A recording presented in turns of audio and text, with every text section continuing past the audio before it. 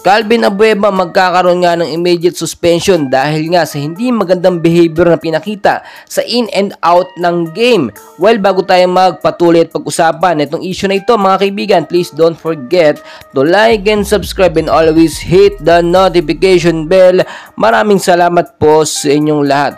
Well, mainit pong pinag-uusapan. Ito nga po naging issue ni Calvin Abueva in and out of the game. Unahin na natin yung pang-aasar nga po ni Calvin Abueva sa head coach nga po ng SMB na si Coach George, no? So nakita nyo kung paano niya inasar doon sa camera at pinakita pa talaga niya at in-emphasize niya yung sa mata. So tignan nyo mabuti, ito ay below the belt na. Hindi na ito talaga dapat, no, or hindi ito pwedeng i-tolerate yung ganito. So sabihin na natin sa game lang, walang pikunan, okay, nandoon na tayo. Pero ito naman si Coach George, alam natin, hindi yan papatulan. So sa mga nagtatanong at hindi nakakaalam, yung mata po ni Coach George, no, na aksidente po yon, kaya nagkaroon po ng prosthetic na mata na nakakabit sa kanya. So kapag titignan kanya ng harapan, medyo parang duling yung isa nakatingin sa'yo. So yun po yung inaasar ni Calvin Abueva. So palagpasin na po natin yan. Okay na po yan kasi game lang naman, no?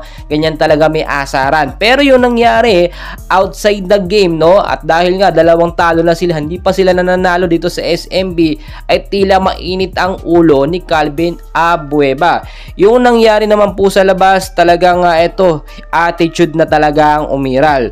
Nagalit ito si Calvin Abueva at naghamon ng suntukan dito nga kay Motautua.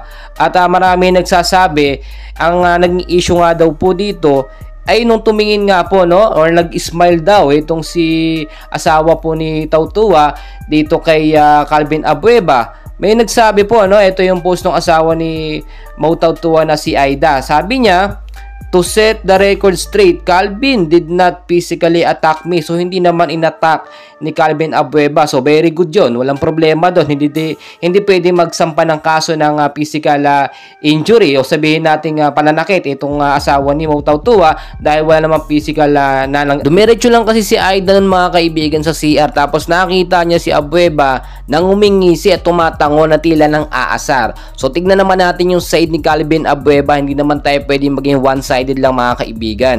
Ayon naman kay Calvin Abueva, dumaan daw itong asawa ni Motautua tapos nginitian daw niya. Pero ang sabi naman, no, depensa ni Calvin Abueva, sino siya, parang ngitian ko, no? Bakit ganon? So ang pangit daw doon, yung inasal ng asawa ni Motautua ay nandun yung anak. Parang nakakabastos nga daw po. So kung titignan nyo mabuti, babatuhan na sila, talagang dinidepensahan nila ang both sides para sila yung lumabas na tama, yung kabila naman lumabas na tama. Pero syempre mga kaibigan, mahirap kasi mag-decide sa ganitong sitwasyon, no? Kung titignan nyo, syempre wala namang gustong magpatalo. Pero ang maganda dito, dapat hindi i-tolerate ng PBA. Dapat mabigyan ng immediate action. Syempre, alam naman natin, no? Mainit na agad itong si Calvin Abueva doon pa lang sa laban, no? Yung pang-aasar niya. So yun po yung actionan ngayon ng PBA para hindi na maulit yung ganitong klase mga sistema or pang-aasaran na talaga minsan naging personal na.